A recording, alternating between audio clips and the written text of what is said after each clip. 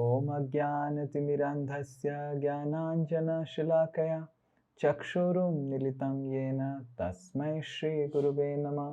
नमो ॐ विष्णुपादाय कृष्णप्रेष्ठाय भूतले श्रीमते भक्तिवेदान्त स्वामिनिति नामिने। नमस्ते सारस्वते देवे गौरवाणी प्रचारिणे निर्विशेषा शून्यवादी पाश्चात्यदेशतारिणे। नमो महावदन्याय कृष्ण प्रेम प्रदायते कृष्णाय कृष्ण चैतन्य नामिने गौरतिशे नमः। हे कृष्णा करुणा सिंधु दीनबंधो जगत्पते गोपेश गोपिका कांत राधा कांता नमस्तुते। तप्त कांचन गौरांगी राधे वृंदावनेश्वरी वृषभानुसुते देवी प्रणमामि हरिप्रिये। जय श्री कृष्ण चैतन्य प्रभु नित्यानंद श्री अद्वैत गदाधर शिवासादि गौर भक्त वृंद। हरे कृष्ण कृष्ण कृष्ण हरे हरे, हरे राम राम राम हरे हरे। मूकं करोति वाचालं पंगुं लंघायते गिरिं यत्कृपातमहं वन्दे श्रीगुरुदीनतारिणं श्रीपरमानन्दमाधवं श्रीचैतन्यमीश्वरम्। Hare Krishna. So I welcome all of you to our Janmashtami Katha.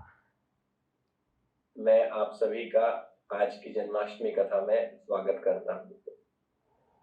I hope you remembered what we discussed last class. मुझे आशा है कि आप लोगों को याद होगा कि हम लोगों ने पिछली कक्षा में क्या चर्चा की थी। If you don't remember, then please ask other devotees, or maybe you will remember when we discuss. यदि आपको याद नहीं है तो और भक्तों से आप पूछ सकते हैं, या फिर जब हम चर्चा करेंगे तब आपको याद आ जाएगा। So we were discussing how there was such a panic in Sri Vrindavan Dham because Nanda Maharaj was kidnapped by some servants of Varun Dev. तो हम चर्चा कर रहे थे कि नंद महाराज को वरुण देव के कुछ अनुयायियों ने बंदी बना लिया था और इस कारण से वृंदावन में कितना हाहाकार मच गया था। And Nanda Maharaj was practically unconscious, and Varun Dev was so fearful. He ran with some of his servants and asked some of his servants to take care of Nanda Maharaj, to worship him, and he started waiting near the hole, near the entrance of his palace.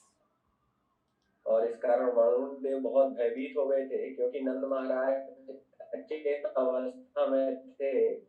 तो वरुण देव ने अपने कुछ सैनिकों को बोला कि आप उनकी पूजा कीजिए, और कुछ सेवकों के साथ वो उस क्षेत्र के पास पहुंच गए जहां से ये वरुण देव के अनुयायी नंद महाराज को लेकर आए थे।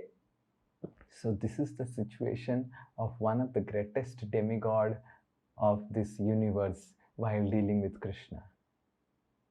तो इस ब्रह्मांड के सबसे बड़े देवताओं में से एक देवता की ये स्थिति थी जब वो भगवान कृष्ण के साथ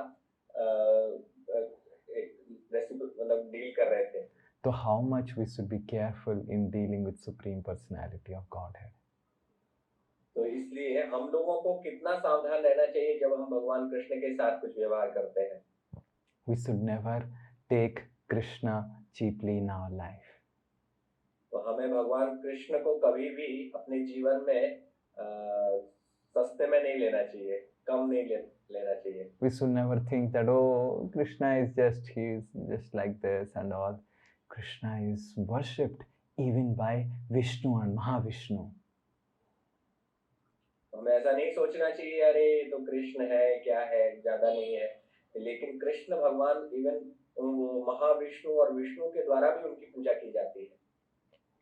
So as Varun Dev was waiting, then Krishna arrived there. और जैसे वरुण देव वहां प्रतीक्षा कर रहे थे, उस समय कृष्ण वहां पर पहुंच गए। Krishna knows how to really purify his devotees.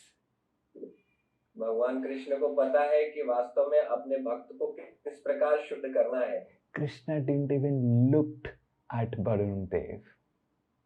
Krishna ने वरुण देव की तरफ देखा तक नहीं. And Varun Dev was paying Dandavat along with his servants and all. Krishna just overlooked him and just went ahead searching for his father. तो वरुण देव अपने सेवकों के साथ भगवान कृष्ण को दंडवत कर रहे थे, लेकिन कृष्ण अपने पिता की खोज करते हुए बिना उन पर कुछ भी ध्यान दिए हुए आगे चले गए. And Varun Dev was like feeling very bad. And then, if someone speaks something, deals with you in a wrong way, then you feel bad. But someone neglects you, you really, really feel really, really bad. And because Varun Dev could understand that I made such a mistake that Krishna is not even looking at me. तो जब कोई हमारे साथ बुरा व्यवहार करता है तो हमें बहुत बुरा लगता है, लेकिन जब हमें कोई पूरी तरह त्याग देता है, तो हमारे ऊपर ध्यान ही नहीं देता है, तो हमें बहुत ज्यादा बुरा लगता है, जैसा कि वरुण देव को उस समय लग रहा था. And Varun Dev was running behind Krishna. He called his servants, and all the servants actually started putting flowers and red carpet so that Krishna can walk on it.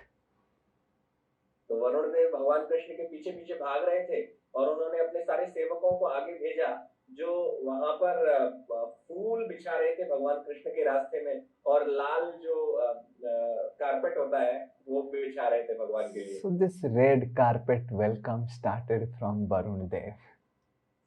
तो ये रेड कारपेट जो स्वागत होता है red carpet पे, वो वरुण देव के समय से प्रारंभ हुआ है. And then just with the smell, the fragrance of Krishna's body, that is the fragrance that is coming from Krishna's body that entered into the nostrils of Nanda Maharaj at once came into consciousness. और नंद महाराज के नाक में जब भगवान कृष्ण के शरीर से निकलने वाली सुगंध जैसे ही उनकी नाक में छुई, तुरंत ही वो अपने होश में आ गए. I think Kushal Bihari Prabhu has to switch off his video so that the audio is good, and because it is the network from Kushal Bihari Prabhu's side is yes. So, and when Varun Dev saw this, he was astonished.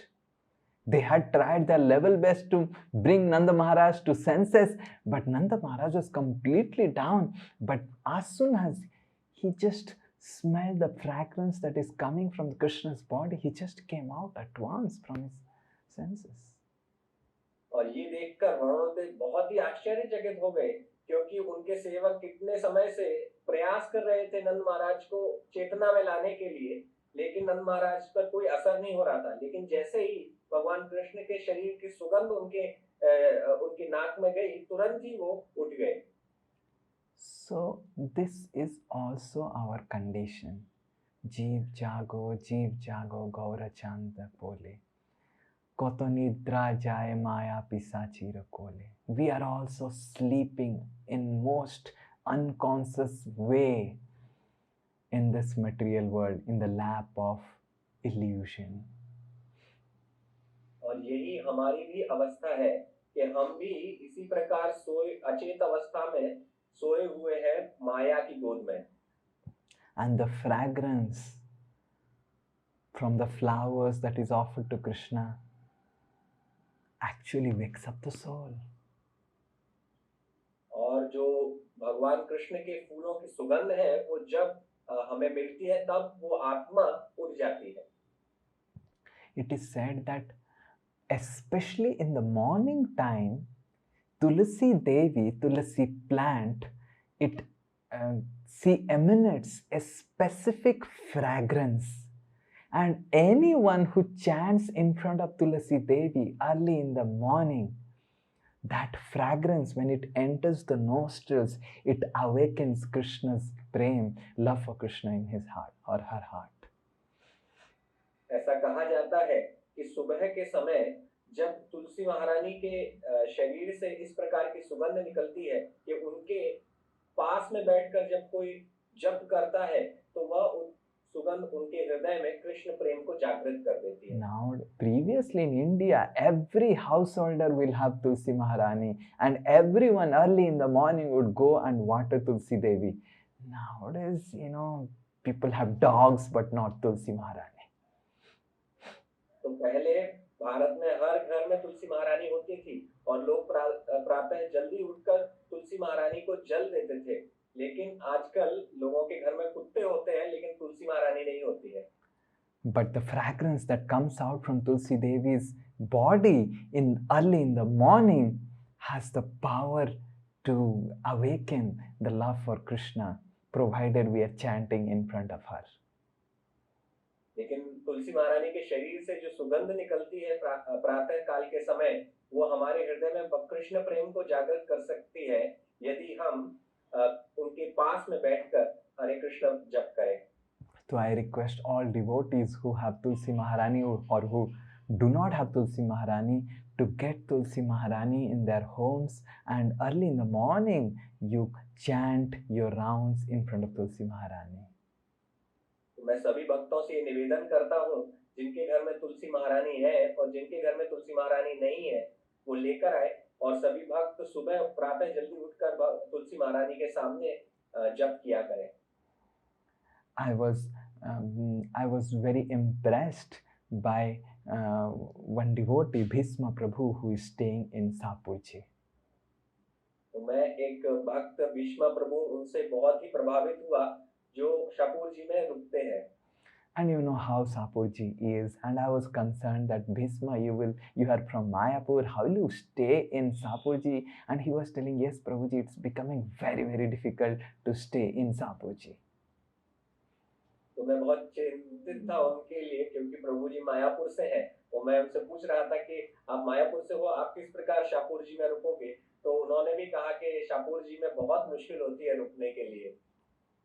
And he specifically brought a small Tulsi Maharani plant from Mayapur to Sapurji so that he gets association of Tulsi Devi. और वो विशेष रूप से एक तुलसी महारानी का पौधा लेकर आए मायापुर से ताकि उनको तुलसी महारानी का संग प्राप्त हो सके। We should understand that the best association that we can have in our life is the association of Tulsi Devi and mother cows. तो हमें ये समझना चाहिए कि जो सबसे अच्छा सत्संग है वो हमें दो लोगों से मिल सकता है, एक है तुलसी महारानी और दूसरी है गौ माता। So, as soon as that fragrance entered, Nanda Maharaj came to senses and he sees that where is he? He's sitting on a big golden throne studded with diamonds and he's looking, and everyone is putting dandavat to his son Krishna, and Krishna is also sitting in another throne and he's being worshipped. He was like wonderstruck. और नंद महाराज जब उठे तो उन्होंने देखा कि वो एक बहुत बड़े सिंहासन पर बैठे हुए जो सोने का था और उसमें हीरे जवाहरात बहुत अच्छे बड़े बड़े रत्न अमूल्य रत्न लगे हुए थे और उनकी पूजा की जा रही थी, और दूसरे सिंहासन पर भगवान कृष्ण को बिठाकर उनकी पूजा की जा रही थी। Nanda Maharaj with wonderstruck, with his mouth wide open, he's looking at Krishna, looking at Varun Dev, and Varun Dev started praying to the Supreme Lord. और नंद महाराज बहुत ही ज्यादा आश्चर्यचकित हो गए और वो देख रहे थे कृष्ण भगवान की तरफ और कभी वरुण देव की तरफ देख रहे थे, और वरुण देव ने तब भगवान कृष्ण के प्रति प्रार्थना करना प्रारंभ कर दिया। Varun Dev prayed that, oh Lord, you are actually Ratna Garbha, and you entered this earth, and you really, because you entered this earth, you took incarnation, avatar, you have actually created the most auspicious situation in the earth. Varun देव ये प्रार्थना कर रहे थे कि हे भगवान, आप वास्तव में रत्न गर्भ हैं और क्योंकि आप इस पृथ्वी में प्रवेश कर गए हैं, इसी कारण यहाँ पर सभी प्रकार की पावनता है।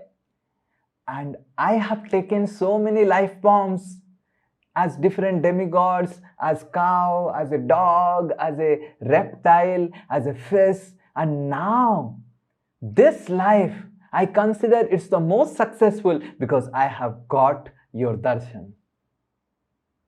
और मैंने बहुत सारे रूप, बहुत सारे शरीर धारण किए हैं। कभी मैं एक देवता होता हूँ, कभी मैं कुत्ते के रूप में, कभी गाय के रूप में, कभी मछली के रूप में, कभी सरीसृप के रूप में जन्म लेता हूँ। लेकिन ये जन्म मेरा सफल हुआ क्योंकि इस जन्म में मुझे आपके दर्शन प्राप्त हुए हैं। And I really beg forgiveness for the mistake and fault of my servants. Please forgive them. On their behalf, I really fall at your feet. और मैं आपसे, मेरे सेवकों की गलती के लिए आपसे क्षमा मांगता हूँ और मैं आपके पैरों में पड़ता हूँ उनकी तरफ से।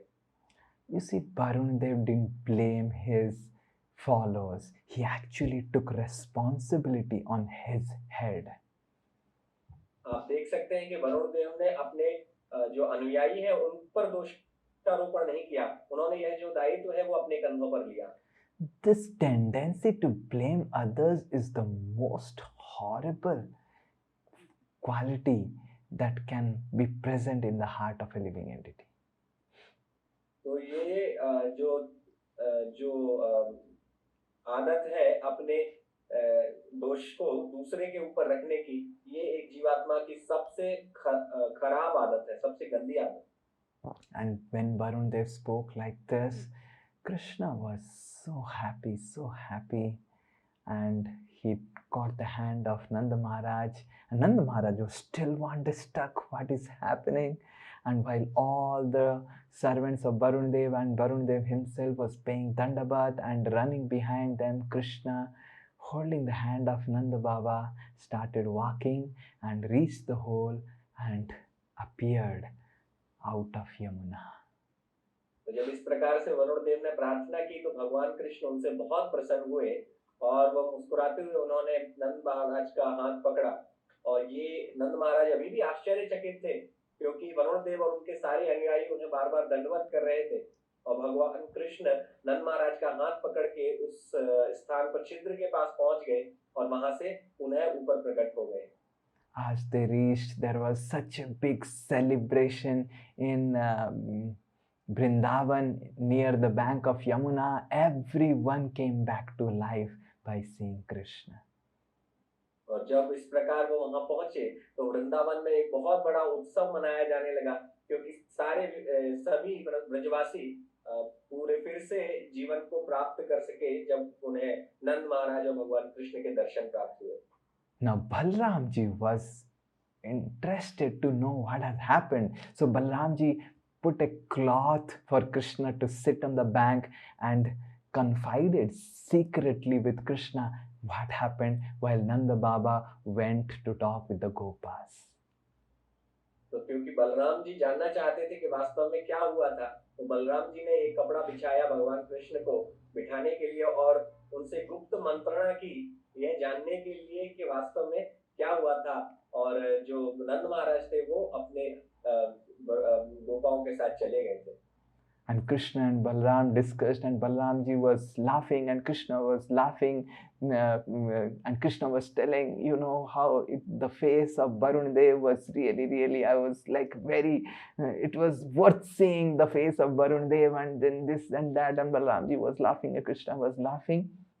And then Yasoda came and was so concerned that Krishna, you have not taken breakfast, I must feed you breakfast here only. तो इस प्रकार कृष्ण और बलराम दोनों चर्चा कर रहे थे और बार बार हंस रहे थे। कृष्ण बता रहे थे कि जो वरुण देव थे उनका चेहरा देखने लायक था और ये सब बातें करके वो हंसे जा रहे थे। उसी समय माता यशोदा वहां पर आई और उन्होंने कहा, कृष्ण तुमने नाश्ता नहीं किया सुबह का, तो तुम्हें उन्हें नाश्ते के लिए वो बुलाने आई। So there in the banks of Yamuna, all the gopis, they arranged the breakfast for all the gopas along with Krishna Balram, and they had a nice breakfast feast near the banks of Yamuna. तो उन्होंने फिर यमुना के किनारे कृष्ण और सभी गोपा और गोपियों के लिए बहुत सुंदर नाश्ते का प्रबंध किया और यमुना के किनारे ही एक बहुत बड़ा उत्सव की तरह वहां आयोजन हुआ. And because all the cows, all the gopas, everyone had come to the spot, Krishna left for grazing the cows from there only, and the Nanda Baba and all the elderly gopas, they came back to Vrindavan. और क्योंकि सारे गाय और सभी गोपा वहीं पर आ गए थे, तो कृष्ण अपने गोप सखाओं के साथ और गायों के साथ वहीं से गाय चराने के लिए चले गए और नंद महाराज अपने साथियों के साथ घर वापस आ गए. And Nanda Maharaj started discussing confidentially with all his friends, elderly friends. और नंद महाराज अपने वरिष्ठ गोपाओं के साथ ये बहुत ही गुप्त मंत्रणा करने लगे. Nanda Maharaj is telling, you know what happened? I went to this place, this big palace, and then there was a personality who was very, very fearful, and he was putting dandavat, and he started offering prayers to my son, and it was a golden palace inside this river Yamuna. और नंद महाराज ने बताने लगे कि किस प्रकार वो जब उन्होंने देखा कि वे बहुत बड़ी जगह पर थे और वहां पर सोने का सिंहासन था, सब कुछ सोने का था और एक बहुत महान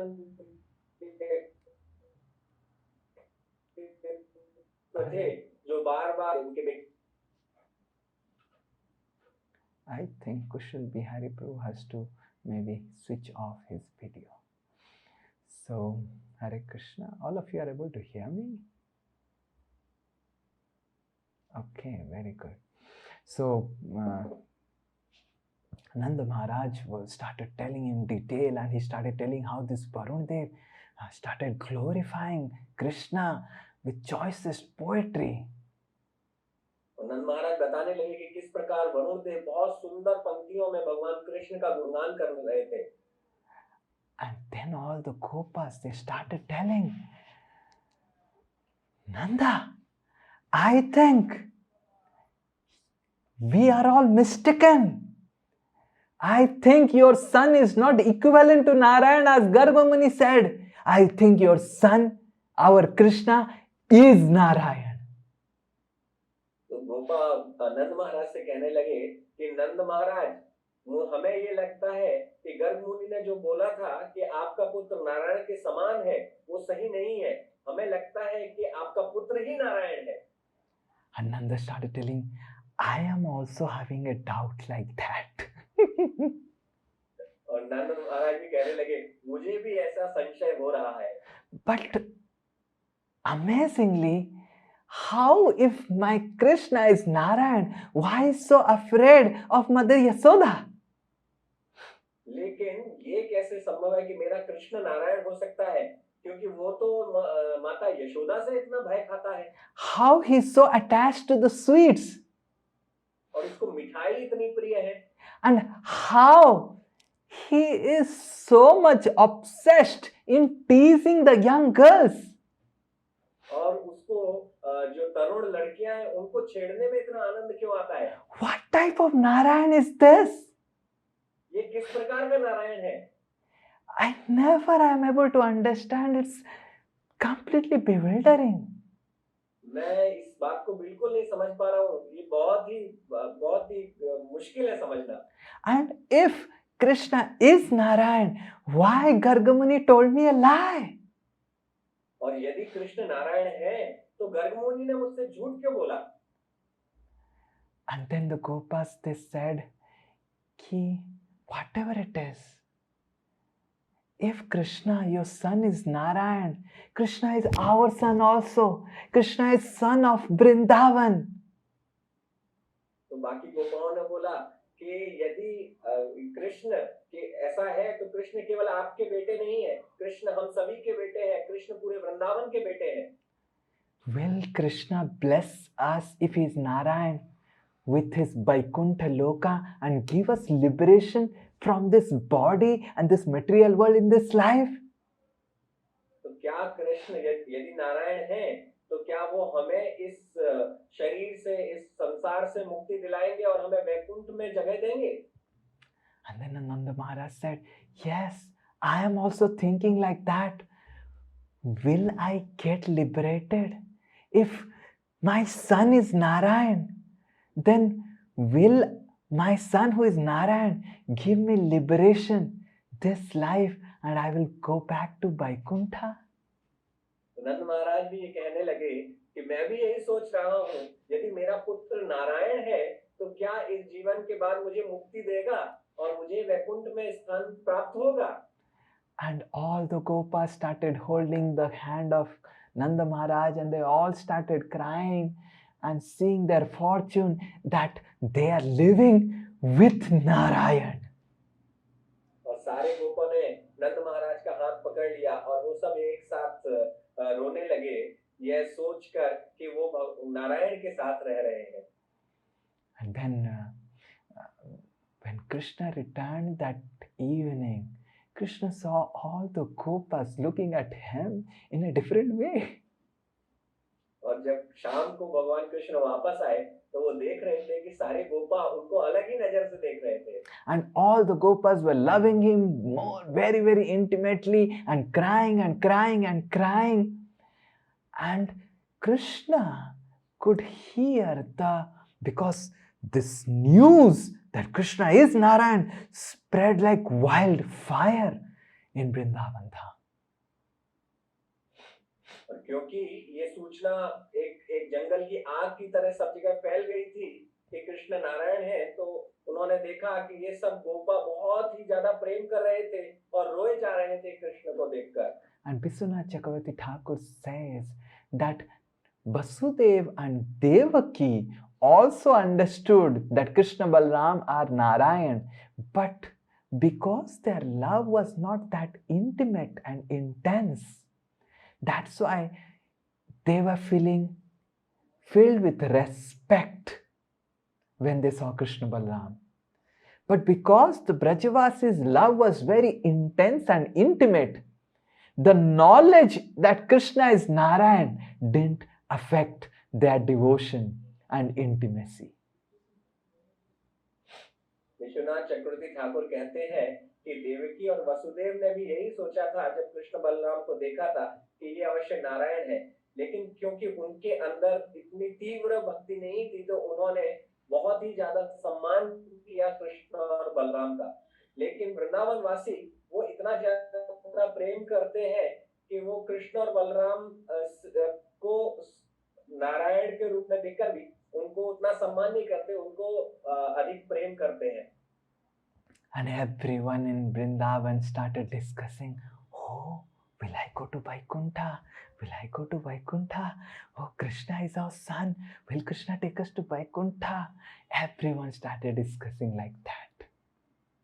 और प्रत्येक व्यक्ति वृंदावन में यही बात कर रहा था कि मैं क्या वैकुंठ जा पाऊंगा, क्या मैं वैकुंठ जा पाऊंगा, क्या कृष्ण मुझे अपने साथ वैकुंठ ले जाएंगे? And Krishna was thinking, oh, this foolish Brajvasis, they are in Vrindavan. They are living in a place which is millions and millions of times more fortunate than Vaikuntha, and they are thinking to go to Vaikuntha. और कृष्ण सोच रहे थे कि वृंदावन वासी कितने नादान हैं कि वो वैकुंठ जाने के लिए सोच रहे हैं, जबकि वो स्वयं वृंदावन में है और वृंदावन वैकुंठ की तुलना में लाखों लाखों करोड़ों गुना भाग्यशाली स्थान है। It is something like you are in the residence of the president of the country, and you are thinking, oh, will I go to the Rashtrapati Bhavan? Will I go to the Rashtrapati Bhavan? You are already there. ये इस प्रकार है जैसे कि आप स्वयं राष्ट्रपति भवन में हैं, लेकिन आप सोच रहे हैं कि क्या मैं राष्ट्रपति भवन जा पाऊंगा, राष्ट्रपति भवन जा पाऊंगा, लेकिन आप तो पहले से ही राष्ट्रपति भवन में हैं। So then Krishna, because for 1 day, 2 day, all the days from Dwadasi, Trayodasi, Chaturdasi, everyone was just talking and talking and talking. Krishna thought, to show them Vaikuntha. तो जब एक दो दिन तक इसी प्रकार हर व्यक्ति बात कर रहा था वैकुंठ के बारे में, तो कृष्ण ने विचार किया कि मैं ब्रजवासियों को वैकुंठ के दर्शन कराता हूँ. And Krishna on the Kartik Purnima took all the Brajavasis to take bath in Yamuna near a place called Brahmarad.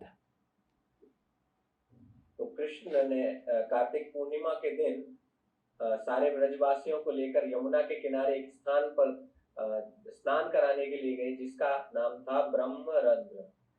And Krishna told all the Brajavasis, come inside, let's take dip in Yamuna on this holy day of Kartik Purnima.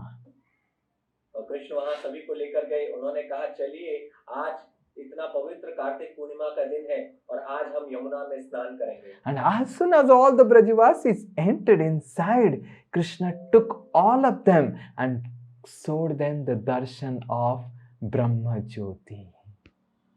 और जैसे ही सभी लोगों ने यमुना में प्रवेश किया, तुरंत ही कृष्ण वहां से उनको ले गए और उन्होंने ब्रह्म ज्योति के उनको दर्शन करवाए. And in Brahma Jyoti, the Brajavasis were not understanding what they will do. They were not finding Krishna there.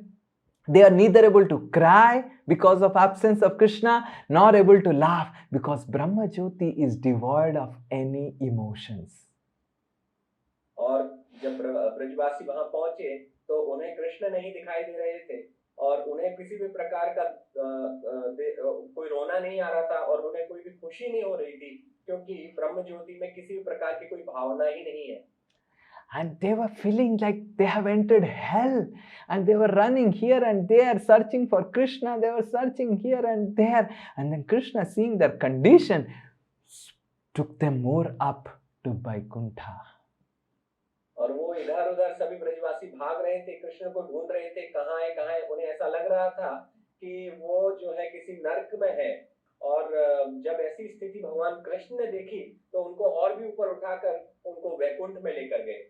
Just imagine the goal of all the yogis, Brahma Jyoti, is just like a hell for someone who loves Krishna.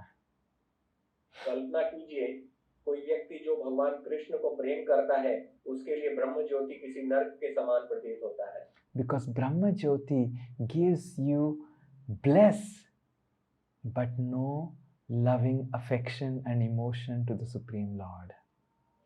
क्योंकि ब्रह्म ज्योति आपको आनंद देता है लेकिन उसमें भगवान के प्रति कोई भी प्रेम भाव नहीं है. It is something like the husband and wife are having a big fight and the husband goes to another room and the wife goes to another room and there is the bliss of peace. तो ये उसी प्रकार है जब एक पति पत्नी लड़ाई कर लेते हैं और दोनों अलग अलग कमरे में चले जाते हैं और जो उन्हें उस शांति में आनंद आता है उसी प्रकार का आनंद ब्रह्म ज्योति में है. I am inexperienced in this regard. All of you can know it better. I have only one room and I have no wife, so you can relate with this. But I have heard this from acharyas who tell that the peace of Brahma Jyoti, there is no relationship. तो जी कह रहे हैं कि मुझे इसका कोई अनुभव नहीं है क्योंकि मेरे पास केवल एक कमरा है और मेरी कोई पत्नी भी नहीं है. लेकिन जो आप लोग तजुर्बेकार हैं तो आपको सब पता है और मैंने जितना भी अब दूसरे गृहस्थों के अनुभव से सुना है वो मैं आपको बता रहा हूँ. But higher in the spiritual world, there is sweet relationship with the Supreme Lord. लेकिन आध्यात्मिक संसार में भगवान के साथ बहुत ही मधुर संबंध है. So when the Brajavasis were taken to Vaikuntha, they could see that how Krishna is being worshipped and with grand veneration in the form of Narayan, and they went and started putting dandavat to Narayan and told Narayan, oh Narayan, where is our Krishna, where is our Krishna? And they started crying and crying, and Narayan was simply smiling, seeing them cry. तो ब्रजवासियों ने देखा कि वैकुंठ में बहुत भगवान विष्णु का सभी लोग सम्मान कर रहे हैं, उनकी पूजा कर रहे हैं और ये ब्रजवासी वहां पर चिल्लाने लगे, हे नारायण हमें बताइए कि भगवान कृष्ण कहाँ है. और यह सुन के रहे थे। And the Brajavasis were running here and there, and all the Vaikuntha-vasis were looking with big, big eyes. Who are the people who have come and why they are upset in Vaikuntha where no one is upset? और ब्रजवासी इधर से उधर दौड़ रहे थे और परेशान थे कि कृष्ण कहाँ पर है, कृष्ण कहाँ पर है। और बाकी वैकुंठवासी उनको देखकर ये सोच रहे थे कि वैकुंठ में कोई कैसे परेशान हो सकता है। Vaikuntha is free of anxiety, and the Brajavasis were having the greatest anxiety in Vaikuntha.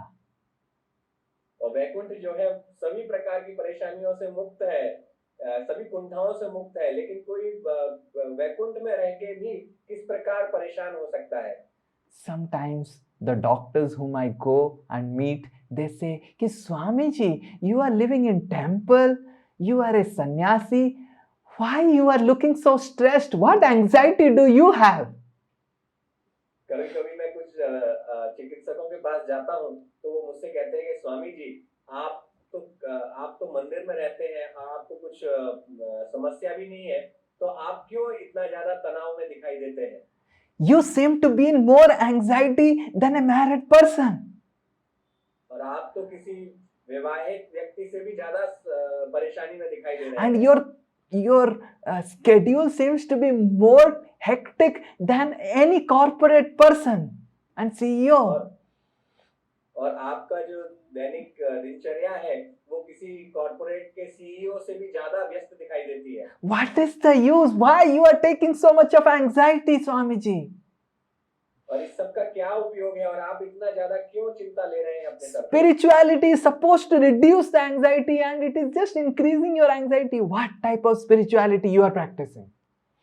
और अध्यात्म तो आपको चिंताओं से मुक्ति देना चाहिए, लेकिन यहाँ पर तो आपको और भी ज्यादा चिंता हो रही है। तो ये किस प्रकार का अध्यात्म आप कर रहे हैं?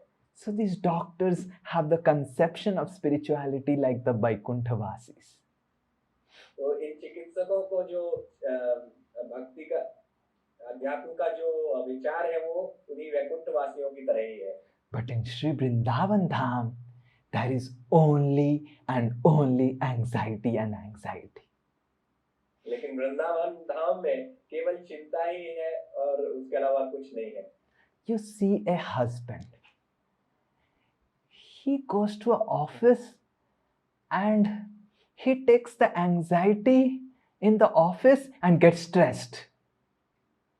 आप किसी पति को देखिए जो ऑफिस में जाता है और ऑफिस में कोई काम को लेकर वो बहुत ज्यादा चिंता अपने सर पे ले लेता है। And then he comes back home, he feels so stress-free because there is no anxiety of the office.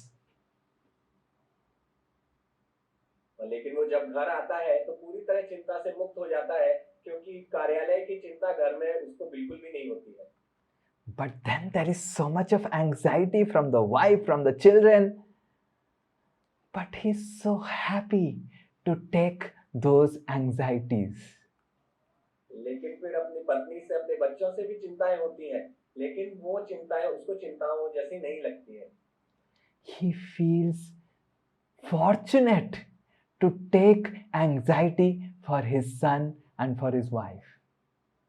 उसे अपनी पत्नी और बच्चों के लिए चिंता लेना बहुत ही उसको सौभाग्य जैसा प्रतीत होता है। And that is what is Sri Vrindavan Dham. There is so much of intimate relationship with God in Vrindavan that love, that intimacy creates the anxiety which is more blissful than the bliss of Vaikuntha. तो वृंदावन धाम में भगवान कृष्ण के साथ इतना अंतरंग संबंध है कि इस अंतरंगता के कारण बहुत चिंता होती है और ये चिंता वैकुंठ के आनंद से भी ज्यादा प्रसन्नता आनंददायी है। And when Krishna sees that all the Brajavasis are running here and there in Vaikuntha and all the Vaikuntha-vasis are shocked like where from these people have come and they are in Vaikuntha and why they are having so much of Kuntha? What is happening, man, to them? So Krishna thought that before the Vaikuntha-vasis could counsel the Brajavasis, let me take them away from Vaikuntha. तो जब कृष्ण ने इस प्रकार देखा कि सभी ब्रजवासी चिंताग्रस्त होकर इधर उधर घूम रहे थे और वैकुंठवासी भी ये सोच रहे थे कि वैकुंठ में होकर ये लोग क्यों इतना कुंठित हैं।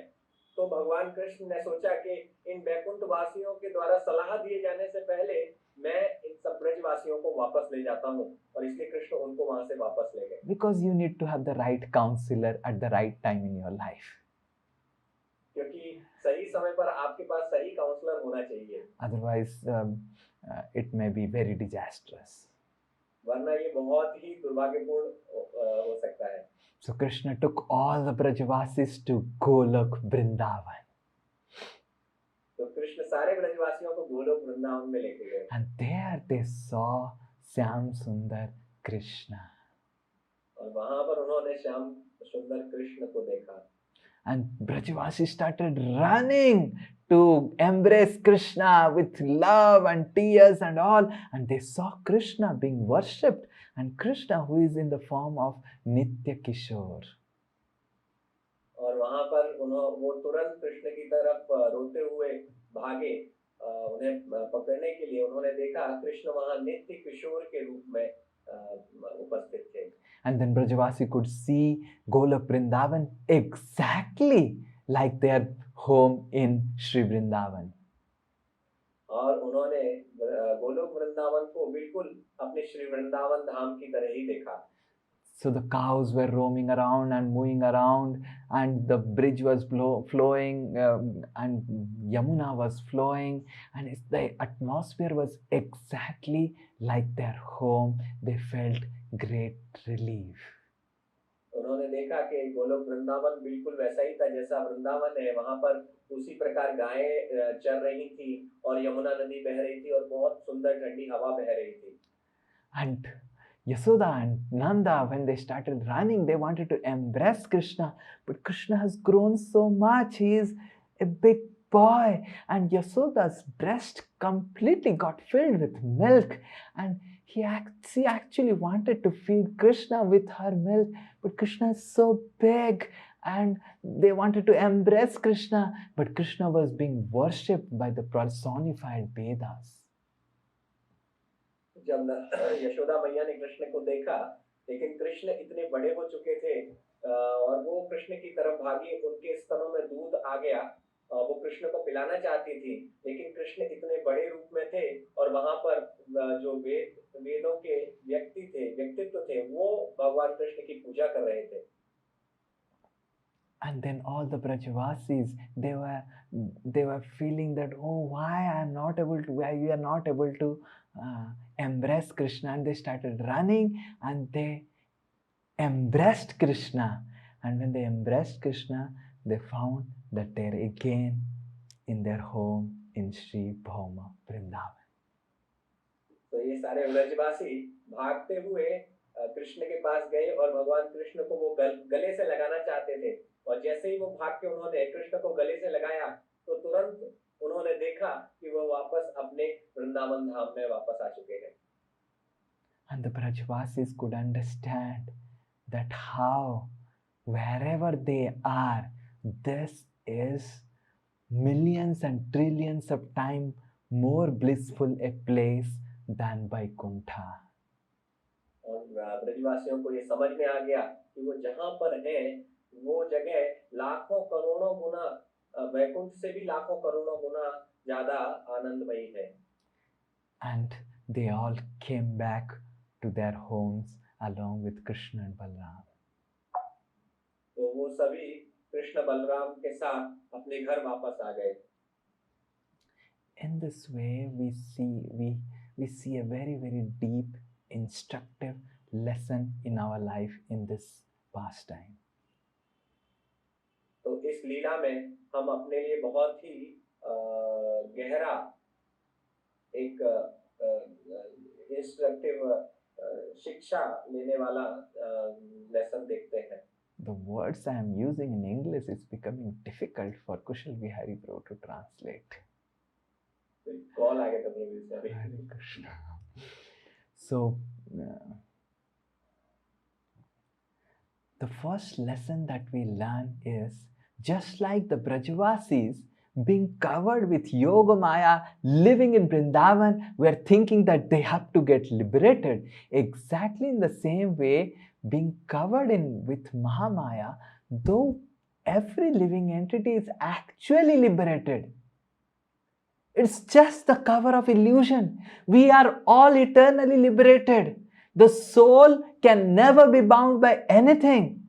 It is eternally pure. It is eternally liberated. Nitya Suddha. But the soul, because it is identifying with this body, being covered with illusion, the soul is thinking that, oh, this is my body, this is my home, this is everything. पहली जो शिक्षा है वो ये है कि जिस प्रकार ब्रजवासी यद्यपि वृंदावन में थे लेकिन वो ये सोच रहे थे कि वो अभी भी मुक्त नहीं हुए हैं उसी प्रकार जीवात्मा महामाया के अंदर महामाया के प्रभाव में होकर ये सोचती है कि मैं मुक्त नहीं हूँ किंतु आत्मा हमेशा मुक्त ही होती है और यह महामाया की केवल एक एक ऊपरी आवरण है और इसी आवरण के कारण जीवात्मा यह सोचने लगती है कि मैं ये शरीर हूँ और इस शरीर से जुड़ी प्रत्येक वस्तु मेरी है. Sri Chaitanya Mahaprabhu told Rupa Goswami, Nitya Siddha Krishna Prem Sadhya Kabunai Sravanadi Suddha Chitte Karoy Uday. That the love for Krishna is eternally present in the heart of every living entity, and there is nothing that is required to create that love. It's already there. It is covered by illusion. It just has to be reawakened, and that illusory covering has to be removed. Chaitanya Mahaprabhu ने रूप गोस्वामी को बताया कि जो जीवात्मा है उसके हृदय में कृष्ण प्रेम पहले से ही उपस्थित है लेकिन क्योंकि वो माया के आवरण से ढकी हुई है इसलिए वह समझ नहीं पाती और इस कृष्ण प्रेम को पुनः जागृत करने की केवल आवश्यकता है. So the Brajavasis, they were living in Vrindavan. They were thinking of liberation exactly in the same way that we are already liberated. And just imagine what fortune we have got being connected with Krishna through this Krishna consciousness movement.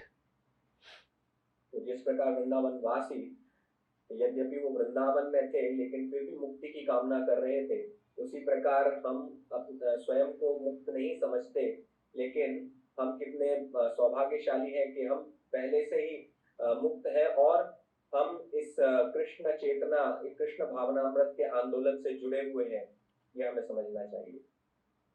We must understand that when we are chanting Hare Krishna, hearing Srimad Bhagavatam and doing all the activities, we are performing exactly the same activity that is being performed in Sri Vrindavan Dham. तो हमें समझना चाहिए कि जब हम कृष्ण हरे कृष्ण जप करते हैं और जब हम भागवतम का श्रवण करते हैं और सेवा करते हैं तो ये वही कार्य है जो हम वृंदावन धाम में जाकर करने वाले हैं. And the more attentively we do these limbs of devotional service, the more we will realize how we are now also in Vrindavan. और जितना हम एकाग्रता के साथ इन कार्यों को करेंगे उतना ही हम समझ पाएंगे कि हम किस प्रकार वृंदावन धाम में हैं. Vrindavan is a state of consciousness. Vrindavan हमारी चेतना की एक अवस्था है. And more we live in the consciousness of the Brajavasis. We try to follow in the footsteps of the Brajavasis. More and more we can actually realize Vrindavan at every moment in our life. जितना हम ब्रजवासियों के चेतना में कार्य करेंगे और जितना हम एकाग्रता के साथ अपनी सेवा करेंगे उतना ही हम अनुभव कर पाएंगे साक्षात्कार कर पाएंगे कि हम वृंदावन धाम में हैं. That's why this Janmashtami I fall at all of your feet and request that please chant as attentively as possible. Please make this a point to be as attentive as possible while chanting the holy names of the Lord. इसीलिए इस जन्माष्टमी पर मैं आपके चरणों में गिरकर ये प्रार्थना करना चाहता हूँ कि आप जितना एकाग्रता से, जितना ध्यान से हो सकता है, भगवान कृष्ण के नाम का जप कीजिए। Please understand the fortune that you all have got in your life. और उस सौभाग्य को समझिए जो हमें इस जीवन में प्राप्त हुआ है। Please understand that after wandering millions and trillions of lifetimes, all of you now have got to meet the right person who can take you to Sri Vrindavan Dham, the right process which can take us to Sri Vrindavan Dham.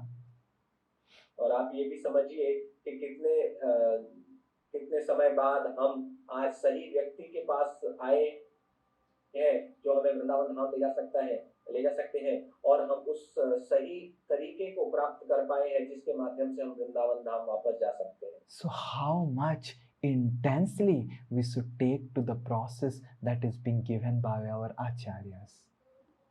तो कितना गंभीरता से हमें उस मार्ग को लेना चाहिए जिसे हमारे आचार्यों ने हमें दिया है।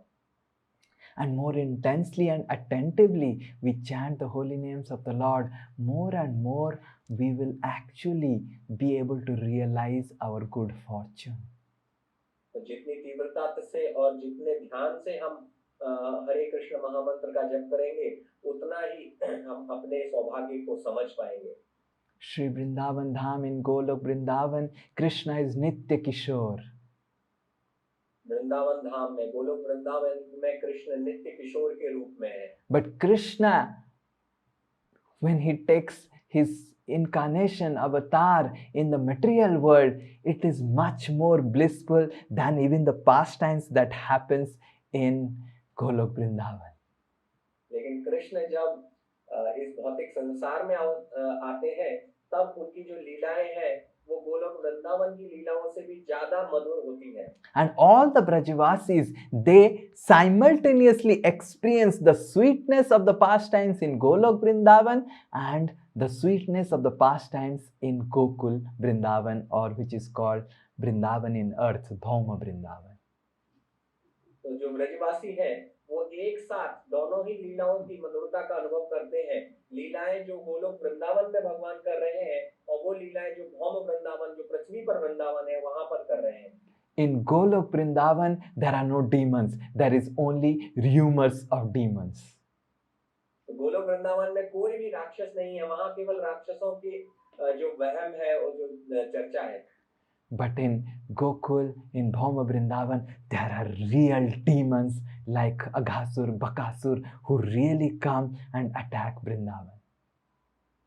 लेकिन भौम वृंदावन में वास्तव में राक्षस होते हैं जैसे कि अघासुर, बकासुर, और वो वास्तव में आक्रमण करते हैं। Just imagine you are in Vrindavan and you're being attacked by a demon who comes in the form of a ferocious tiger.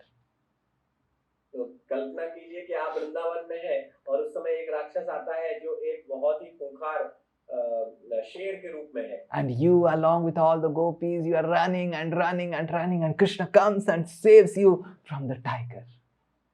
और आप सभी गोपियों के साथ भाग रहे हैं बचने के लिए और उसी समय कृष्ण आते हैं और आपको उस शेर से बचा लेते हैं। This is not available in Golok Vrindavan. ये जो है गोलोक वृंदावन में नहीं है। The pastimes of Krishna taking birth and crawling in the ground is not available in Golok Vrindavan. तो कृष्ण के जन्म लेने के जो लीला है और कृष्ण की जो जमीन पर रेंगने की लीला है वो गोलोक वृंदावन में नहीं है।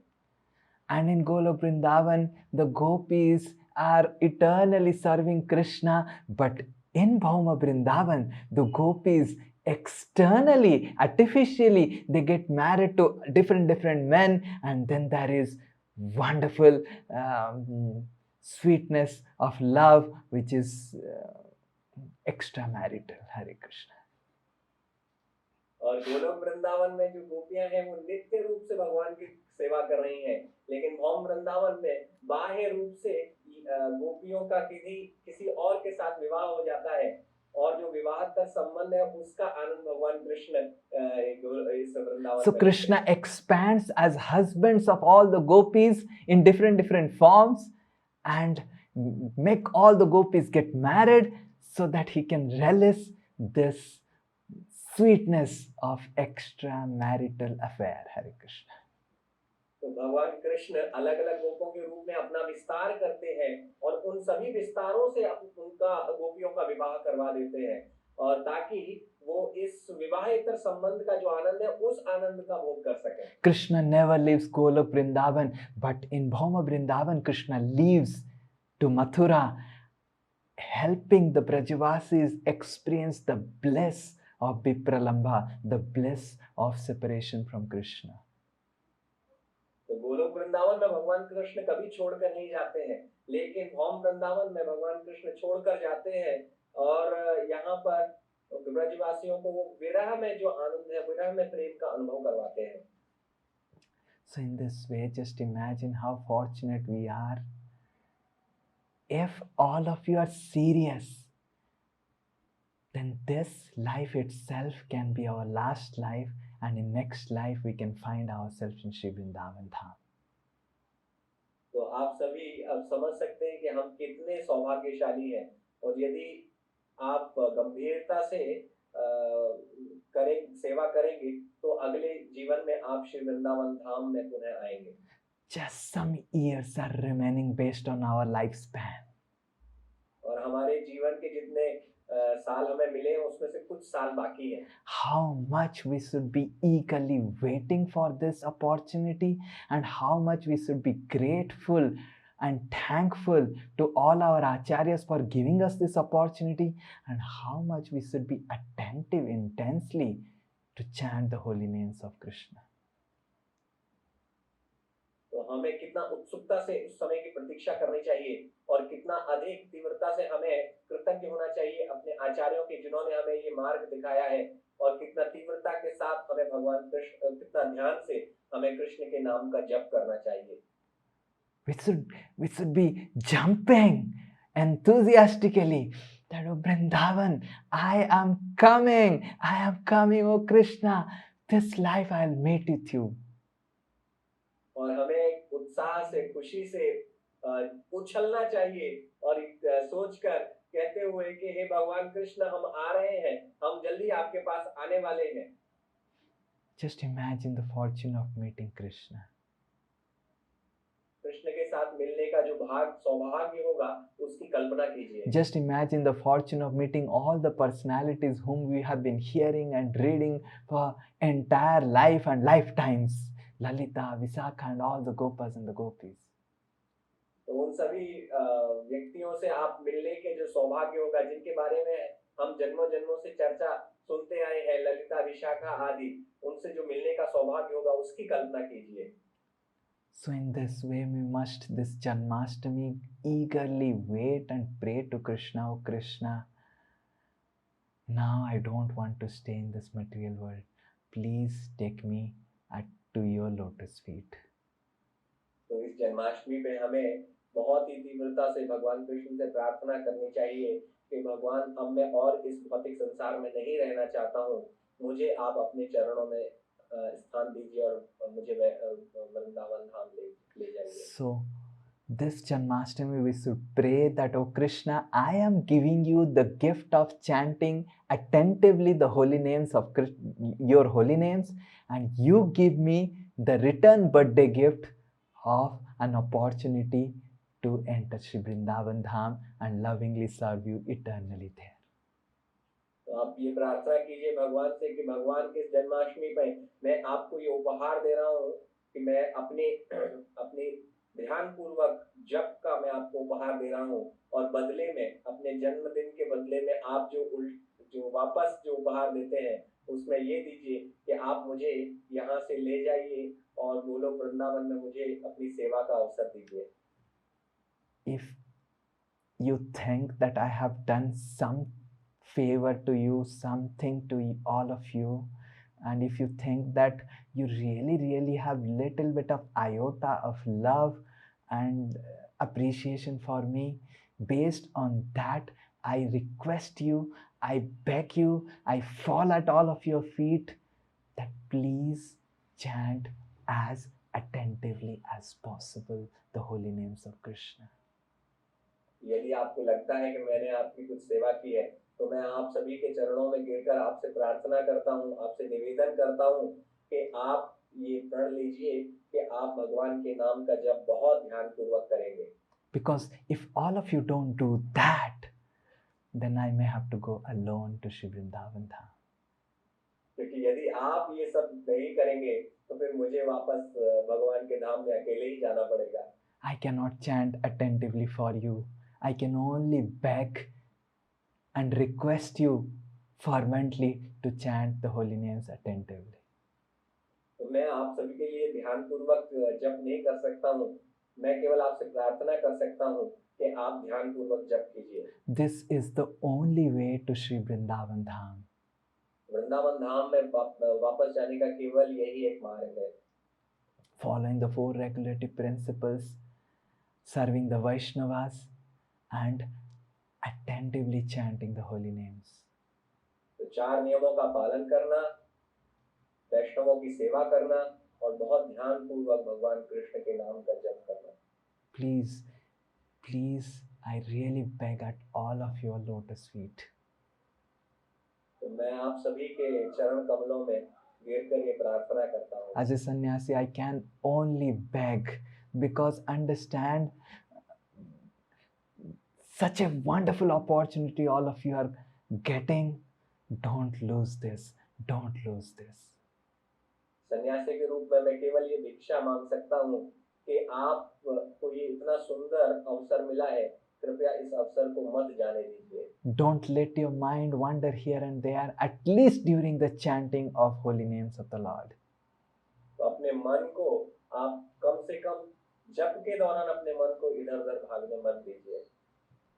And I understand life is hectic, you have your job, you have all these things, but please, please chant the holy names as attentively as possible, chanting every syllable, understanding that every syllable of this Hare Krishna Mahamantra, understanding them as one jewel.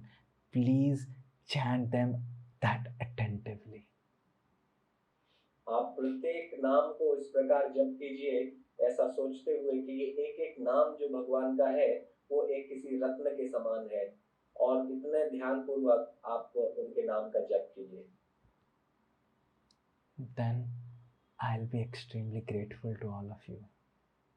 तो मैं आप सभी का बहुत आभारी रहूंगा। People keep on telling me, Swamiji, you don't accept any gift, you don't accept any gift. You just tell that no gift, no gift, no gift, even in your birthdays. But when I beg to all of you to give me gift, that you don't care. तो लोग मुझसे कहते हैं कि स्वामी जी आप कोई उपहार नहीं लेते हैं, यहाँ तक कि आपके जन्मदिन के दिन भी आप कोई उपहार नहीं लेते हैं, लेकिन जब मैं उनसे उपहार मांगता हूँ तो आप मुझे उपहार नहीं देते हैं। I understand that this gift is little difficult, but because if you have little bit of love and appreciation for me, I know that all of you would definitely give me this gift. तो मुझे समझ में आता है कि ये जो उपहार है वो थोड़ा कठिन है, लेकिन यदि आप मुझसे प्रेम करते हैं तो ये उपहार आप मुझे अवश्य दीजिए। Please gift me of gifting your mind to Krishna. तो आप अपने मन को कृष्ण को उपहार में देने का उपहार मुझको दीजिए। And that gift of your giving gift of your mind to Krishna will be the greatest gift to me. तो आपके मन को कृष्ण को उपहार में देने का जो उपहार है वो मेरे लिए सबसे बड़ा उपहार होगा। So please, I really request all of you. तो इसलिए मैं आप सभी से बहुत मन से प्रार्थना करता हूँ। At least for the 2 hours of chanting of Hare Krishna, or how many rounds all of you are doing, at least for that time, forget that you are a boy or a girl or a lady or a man or a engineer or a doctor or anyone. Just understand you are simply a part and parcel of the Lord and eagerly waiting to enter Sri Vrindavan Dham, being placed at Krishna's lotus feet. तो उन 2 घंटों के लिए या जितने माला आप करते हैं उस समय के लिए आप ये भूल जाइए कि आप कोई स्त्री हैं, पुरुष हैं, बच्चे हैं, या कोई गृहिणी है, या कहीं ऑफिस में कार्य करने वाले हैं। आप बस इतना ध्यान रखिए कि आप भगवान कृष्ण के अंश हैं और आप उनके धाम में वापस जाना चाहते हैं। Because if all of you don't do that, then I will really miss all of you in Sri Vrindavan Dham. क्योंकि आप अगर ऐसा नहीं करेंगे तो निश्चित रूप से मैं वृंदावन धाम में आप सभी लोगों को बहुत याद करूंगा। I would definitely pray for you, but it is all of you who have to endeavor to actually help me to take all of you to Sri Vrindavan Dham. तो आप सभी लोग, मैं केवल प्रार्थना कर सकता हूँ, लेकिन आप सभी को स्वयं ही करना है कि मेरी ये सहायता करनी है कि मैं आप सब लोगों को वृंदावन धाम वापस ले जा सकूं।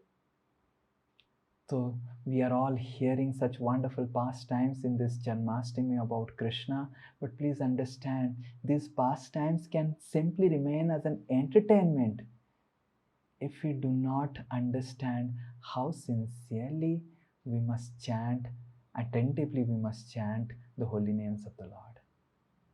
तो आप जन्माष्टमी में इतने लीलाओं के बारे में सुन रहे हैं, लेकिन ये लीलाओं का जो श्रवण है वो एक मनोरंजन मात्र रह जाएगा यदि आप ये नहीं समझ पाएंगे कि हमें कितना ईमानदारी से अपना जप करना चाहिए। But if all of you chant attentively, these pastimes will become a reality, not just in this life, for eternally. क्योंकि यदि आप ध्यानपूर्वक जप करेंगे तो ये जो लीलाएं हैं वो नित्य के लिए लीलाएं हो जाएंगी। And just imagine, for all time to come, no more of this material world. And और just कल्पना कीजिए कि जो भी समय भविष्य में आने वाला है उस पूरे समय के लिए आपको पुनः इस भवसागर के दर्शन नहीं करने पड़ेंगे। And just enter the wonderful pastimes of Sri Vrindavan Dham. और श्री वृंदावन धाम के अद्भुत लीलाओं में आप प्रवेश कर सकते हैं। And just play, dance, roll, and sing, fight, quarrel with Krishna.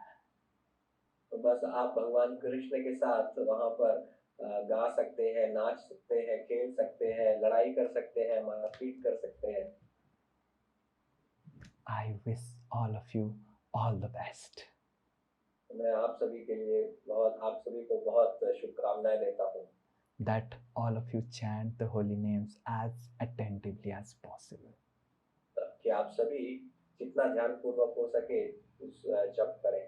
Surely we will all meet in Sri Vrindavan Dham. निश्चित रूप से हम श्री वृंदावन धाम में पुनः मिलेंगे। वांछा कल्पतरुभ्यश्च कृपा सिन्धुभ्य एव च पतितानां पावनेभ्यो वैष्णवेभ्यो नमो नमः। श्री वृंदावन धाम की, श्री कृष्ण भगवान की, अनंत कोटि वैष्णव वृंद की, श्री कृष्ण जन्माष्टमी महामहोत्सव की, निताई गौर प्रेमानंदे। Hare Krishna, thank you very much. Our next class on Sri Janmashtami will be on 15th, that is Independence Day, in the evening at 7 o'clock.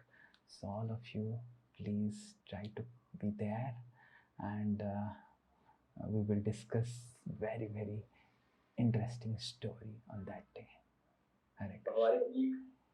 अगली कक्षा 15 अगस्त स्वतंत्रता दिवस के दिन पर होगी, शाम को 7 बजे। तो आप सभी लोग अवश्य आइए और हम बहुत सुंदर कथा की चर्चा करेंगे। Krishna's pastimes will really give us freedom. Krishna की लीलाएं हमें वास्तविक स्वतंत्रता देंगी। Hare Krishna, thank you very much.